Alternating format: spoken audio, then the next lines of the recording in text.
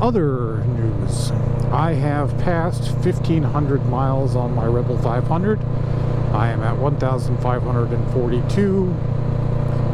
I took the bike for a wash today. She was very dirty. She was covered in bug guts and dirt and grime. I did go on I don't know, almost a 3-hour ride the other day. I went about 230 miles. I took my bike down to South Dakota just for the day.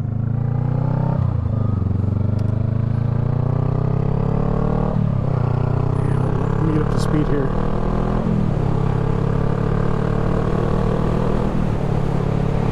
Yeah, so I took the trip down to South Dakota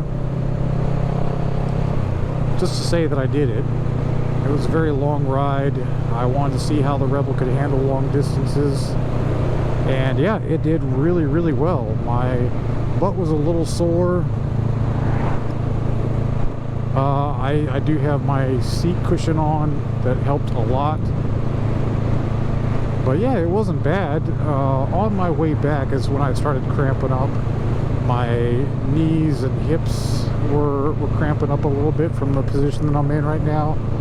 I still haven't put my forward controls on the bike yet. Not sure if I'm going to do that or if I'm just going to deal with, you know, how the bike is set up right now.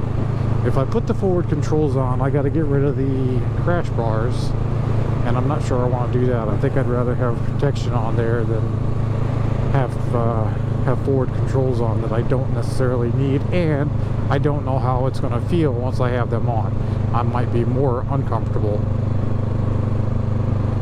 But yeah, the bike did really, really well. It didn't have any issues. It's got plenty of get up and go. The bike is really opened up after 1,000 miles. It feels more alive, feels more responsive, feels smoother. Brakes feel good, tires still feel good. I've done one oil change, basically just the break-in maintenance on this bike. And I did lube the chain yesterday before I went, or not yesterday, Sunday, before I went on my out-of-state trip. So yeah, overall the bike is still super, super solid. I really enjoy it. I don't have a need to upgrade to anything else right now. In the future, you know, 5-10 years down the road, I would like to get an actual touring bike. I would like to do some cross-country trips once the kids are older and out of school. So yeah, that should be fun.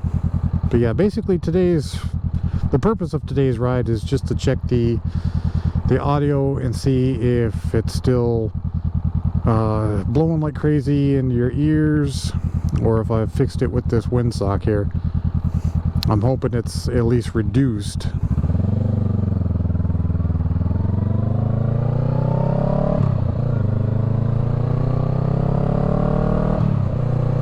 I love the sound of this thing. She sounds so good.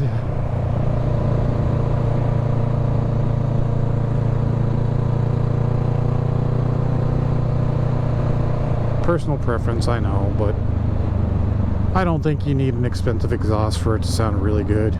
Sure, the Kaufman exhaust sounds really good, and the Vance & Hines I know sounds good.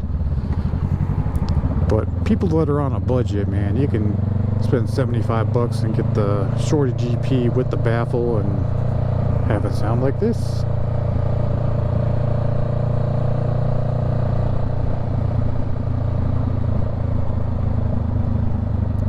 The burbles are nice. Sounds good. Definitely gets people's attention. I get a lot of people looking at me. If nothing else, just for the pure, oh hey, there's a motorcycle that I can hear. And if they can't see me, then they can hear me and they know to watch out for a bike because it's coming around sometime.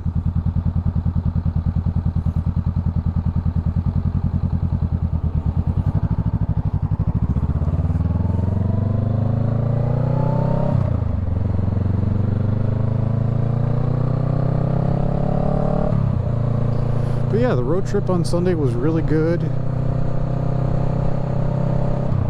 I basically went down to South Dakota, stopped at the mall down there, walked around a little bit to stretch my legs, and got back on the bike and headed home. Like, I didn't even stop to get anything to eat.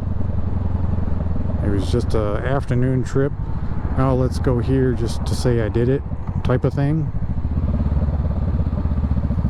Yeah, it was good to get away. I think let's see, I rode,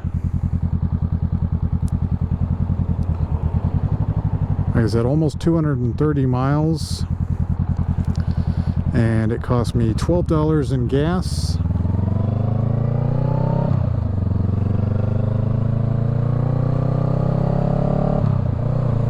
I was filling up about around half a tank or so. I was getting, well, let's just take a look here. I did, yeah, about 225 miles, and I was getting 48.3 miles to the gallon. On the way back home, I was riding directly into the wind, so I'm sure that didn't help at all. On the way down there, I had a tailwind, so it was pushing me, which was really nice. Yeah, on the way back, it was a little more brutal. I was getting a little more fatigued. I had all that wind pushing on my chest, and I got no real windshield or nothing, so yeah, my arms and shoulders were getting a little tired by the end of it, but it was fun. It's too nice of a day not to go out riding today. Hardly any breeze again. It's a nice sunny day.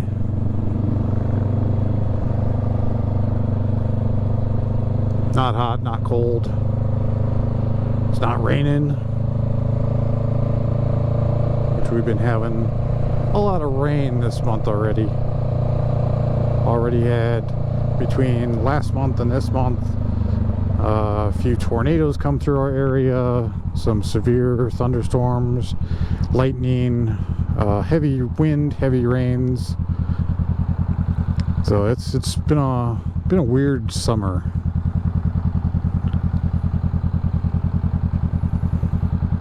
But I hope everybody had a good 4th of July,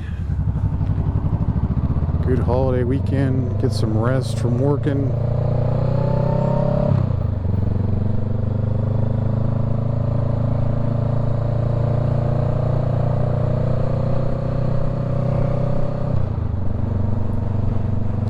I want to send a shout out and a prayer to those affected by the flash flooding in Texas.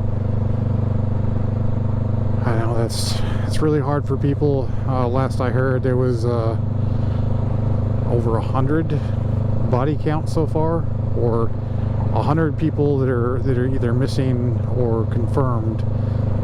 So I'm praying that everybody gets found. I do have a buddy down in San Antonio right now. I'm hoping he's okay. I haven't seen anything on social media from him, so I'll have to send him a message later and just to make sure he's doing all right.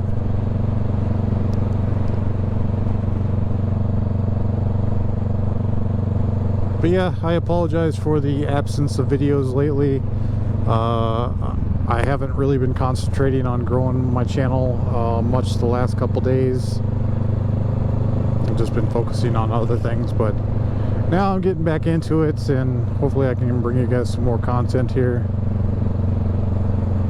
Keep doing what I love doing, just riding around, just talking.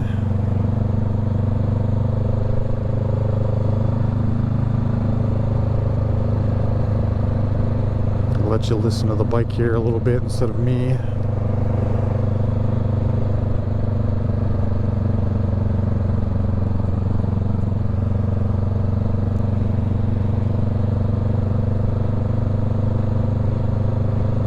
Take it out on one more windy road, do a quick little ride up and down there, and then check the audio once I get back home tonight.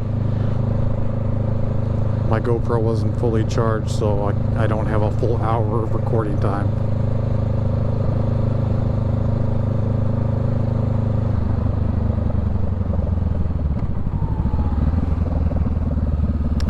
But if the windsock works, it was about $7 on Amazon. And I thought I was just getting one. But when I got the package today, I opened it up, and there was actually 2 windsocks in there, along with a lens cover for the GoPro. And also there was 3, I believe, I don't know, like screen protectors, I guess. It had the whole install kit with it, the alcohol swabs, the wipes, and all that stuff to put the screen protector on there. I haven't done that yet. I'll probably do that later.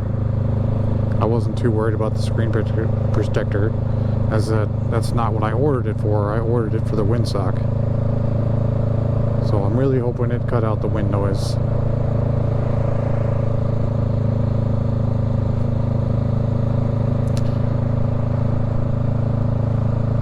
Well, let's see, anything else on my wish list for the bike next? You know, I don't think so. I thought about getting 1-inch risers for the handlebars, but I've heard people have some issues with that, with the cables. The cables are too short or something, or they gotta extend them. I'm not sure, so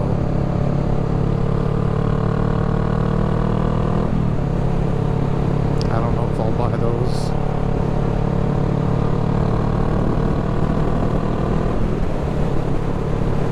Windy road.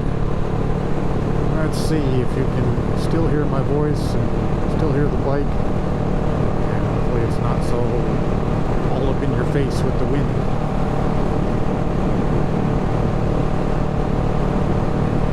I watch a lot of vloggers and stuff on YouTube, and they make some great videos, but a lot of them have horrendous wind noise, and I know it's not their fault, but it makes for poor viewing.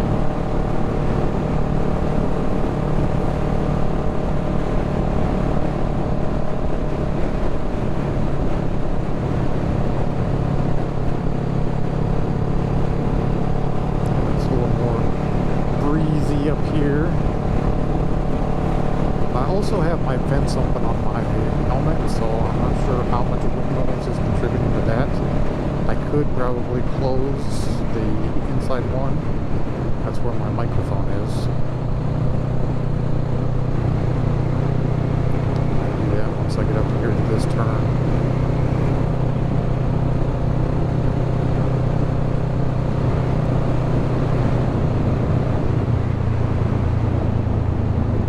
See if that solves an issue or helps with an issue.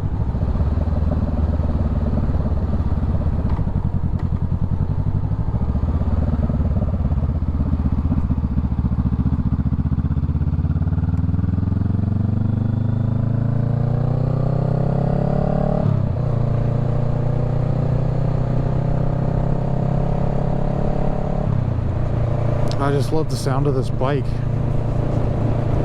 Sounds amazing.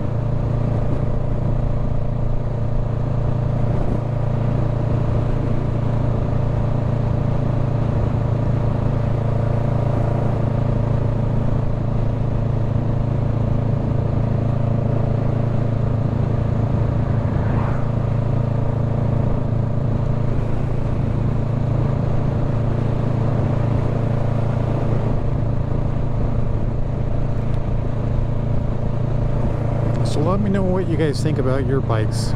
Are you happy with them? Did you pick the right starter bike? Are you a returning rider? Are you a veteran rider with like 50 years experience? What did you choose for your first bike, and what made you choose that bike? I like to hear about other people's decisions. Maybe it's the area you live in, the specific use you're going to need a bike for. If you just want to go out and have fun, if you're going to be touring, going cross country. I think the Rebel 500 is a very, very good, I don't know if it's the right technical name for it, but I classify this as a street cruiser. It's like a street cruising naked bike, I guess is the best way I can describe it. 'Cause it's got the kind of like the sport, like the Ninja 500 seating position, or the rider's triangle, if that's what you want to call it. It's upright seating position, but it's also cruiser. So I don't know, it's, I guess for me it's hard to describe. I'm not the most knowledgeable when it comes to motorcycles. That's just how I describe it. Street cruiser naked bike.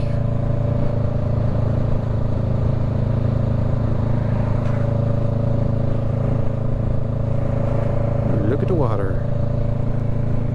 Nobody's out on the lake today. Of course, it is Monday. Monday at 4:20.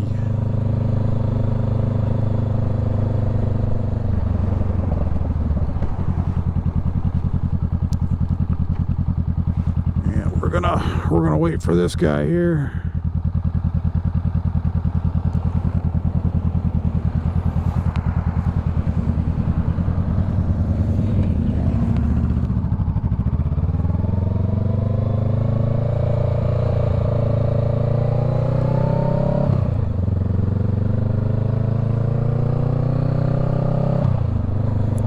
A lot of traffic, actually the most traffic I've ever seen at that intersection ever. Everybody's all turning all at the same time.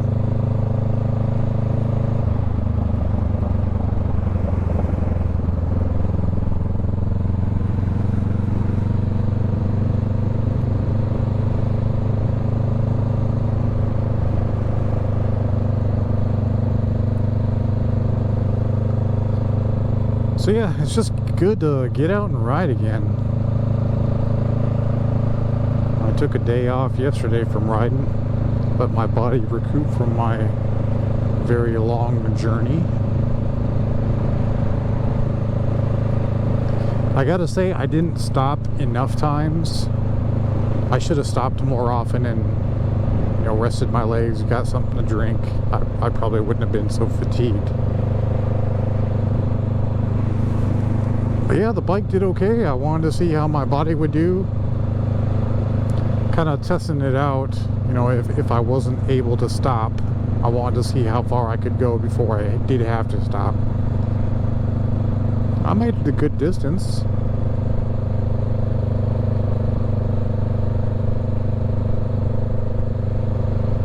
And now I know the bike is capable. And it wasn't freeway. It was all highway, 65. Yeah, I think it was all 65, all the way down to South Dakota. So between 65 and 70 the whole way. And yeah, the bike had plenty of get up and go still. No issues.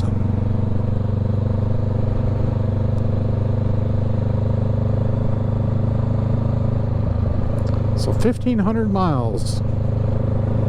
Yeah. Great bike, no issues.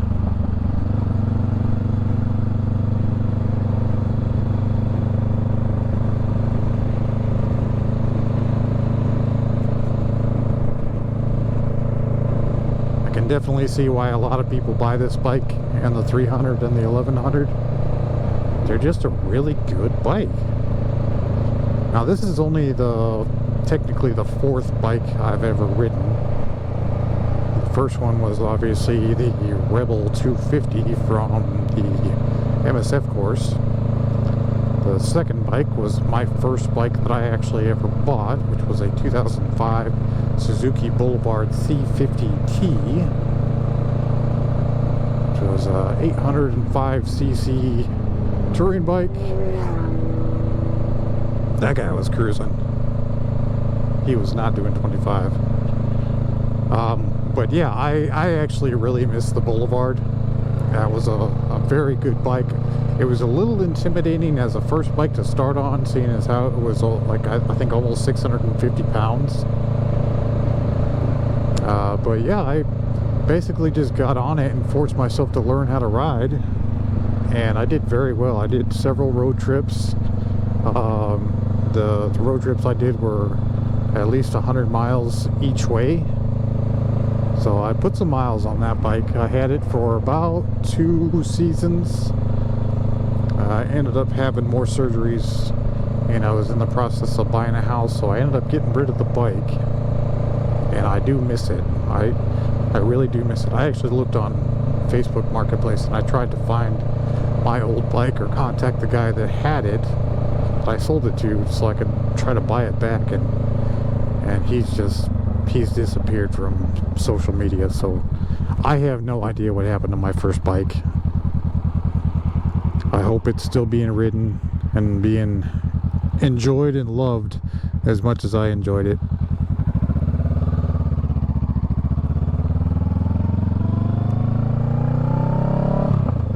If I was going to buy another second-hand bike, it would be a Boulevard.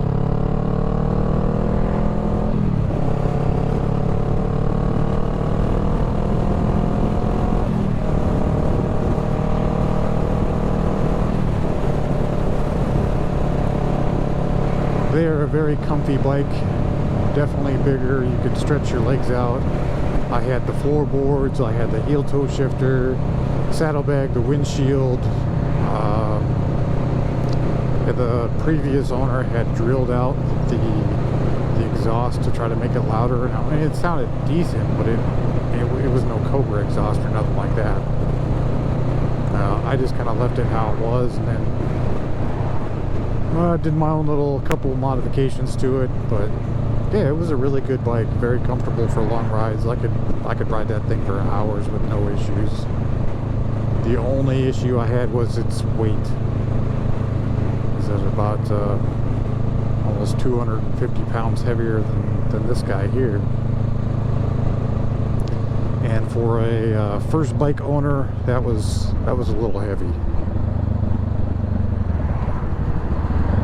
I don't know how people can get on 900,000 pound Harleys as their first bike, or even people that go out and buy leader bikes as their first bike. I mean, hey, you do you, but yeah, even years of riding, and I still wouldn't get on a leader bike.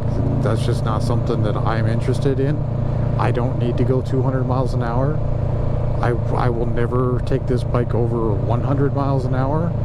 That's the type of riding I want to do. I want to cruise. To each their own. If you want to do it and have fun, I mean, as long as you're doing it in a safe manner, then by all means, have as much fun as you want. Do your wheelies and your burnouts and your acceleration tests and everything. Just do it on empty roads where you're not endangering the public. That's all I ask as a fellow rider. Just be safe, be smart. Make sure you go home at the end of the night. But yeah, that's probably going to do it for this video. Like I said, it was just testing out the audio, seeing if this fancy little windsock on here made any difference at all. Hopefully it did, and if it did, then I'll be back with more videos. Till next time, peace.